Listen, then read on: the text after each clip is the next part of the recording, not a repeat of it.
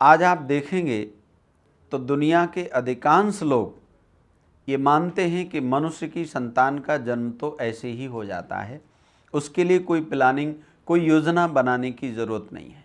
ध्यान रखना, ये धर्म नहीं है। अगर मैं ये कहूँ तो कोई अतिशयोक्ति नहीं होगी कि दुनिया का सबसे पहला और सबसे बड़ा धर्म ही यह है कि हम अपनी संतानों को पूरी योजना बना करके जन्म दें, पूरी योजना बना करके उनको धरती पर आने दें। आप देखते हैं एक छोटा सा कर्मचारी जिसको माली कहते हैं, वो जब किसी गमले में पौधा लगाता है तो दो चीज़ों का ज़रूर ध्यान रखता है। एक तो उस बीज का ध्यान रखता है जिसको वो गमले में बोने जा रहा है, और दूसरा वो ये ध्यान रखता है कि उस गमले की मिट्टी कैसी है, अर्थात ज़मीन कैसी है, भूमि कैसी है। और आप जानते हैं वो गमले का पौधा कितने दिन रहना है? ज़्यादा से ज़्यादा 6 महीने रहना है, साल भर रहना है।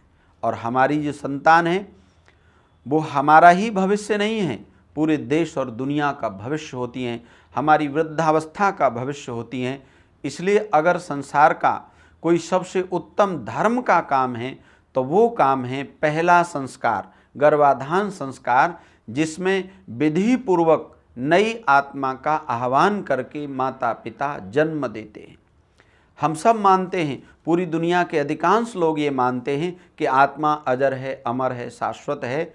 तो आप देखेंगे कोई ऐसे तपस्वी माता पिता चाहिए जो उन अजर अमर आत्माओं में से, चाहे वो राम की आत्मा हो, भगवान कृष्ण की आत्मा हो, माता भगवती सीता की आत्मा हो, उन अच्छी पवित्र आत्माओं का आह्वान अपने घर में कर सकें। इसलिए 16 संस्कारों में पहले संस्कार का नाम ही गर्भाधान संस्कार है। अगर संसार का कोई प्रथम धर्म है तो ये पहला ही संस्कार होता है, जब माता पिता अपनी पूरी आशा और पूरी इच्छा इस बात पर केंद्रित करते हैं कि हमारे घर में कोई उत्तम संतान आनी चाहिए। क्योंकि जन्म की डेफिनेशन ही ये है कि जब आत्मा को शरीर मिलता है उसका नाम जन्म होता है।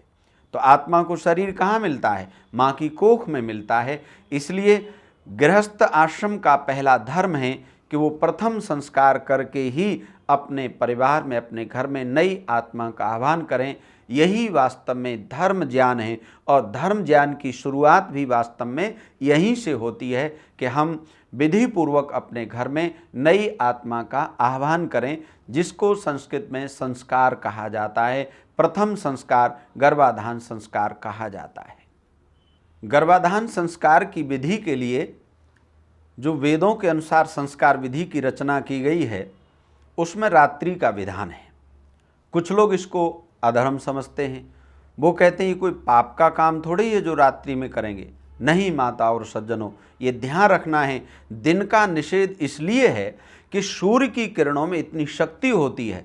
अगर माता पिता दिन में नई आत्मा का आह्वान करेंगे तो माता पिता का शरीर भी रोगी हो जाएगा। उसके लिए रात्रि का समय इसलिए निश्चित किया है कि चंद्रमा की जो किरणें हैं वो शीतलता से युक्त होती हैं। और इसकी जो विधि है उनमें एक सबसे महत्वपूर्ण विधि यह है कि जिस रात्रि को माता पिता नई आत्मा का आह्वान करना चाहते हैं उस दिन प्रातःकाल दोनों जने अच्छे जल से, सुगंधित जल से स्नान आदि करके घर में यज्ञ करते हैं, हवन करते हैं। और उस हवन में भी एक बड़ी प्रसन्नता देने वाली विधि यह है कि पत्नी जो है अपने पति के दाहिने कंधे पर 20 आहुति तक लगातार हाथ रख करके बैठती हैं। आप अनुमान लगा सकते हैं कि विवाह संस्कार में भी केवल 5 आहुति में ही हाथ रखा जाता है कंधे पर, लेकिन इस गर्भाधान संस्कार का कितना महत्व है कि 20 आहुति तक लगातार पत्नी अपने पति के कंधे पर हाथ रखती हैं।